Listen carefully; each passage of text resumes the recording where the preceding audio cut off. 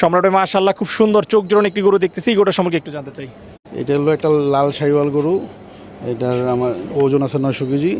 এটা হলো পিওর একটা শাহিওয়াল গরু, একটা পিওর শাহিওয়াল। জি 100% পিওর শাহিওয়াল একটা গরু। আচ্ছা, স্কেল ওজন 900 কেজি। স্কেলে ওজন 900 কেজি। এটা এই গরুটা কয় বছর ধরে পালন করতেছেন? এটা আমরা 3 বছর ধরে পালন করতেছি। 3 বছর। জি।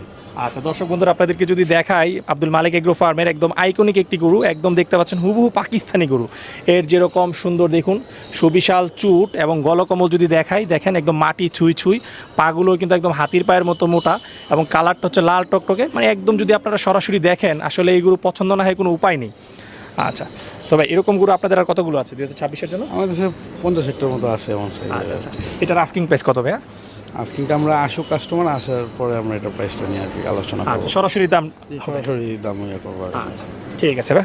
সম্রাটের মাশাআল্লাহ খুব সুন্দর চোখ জোড়ানো একটি গরু দেখতেছি, এই গরুটার সম্পর্কে একটু জানতে চাই। এটা হলো একটা লাল শাহিওয়াল গরু।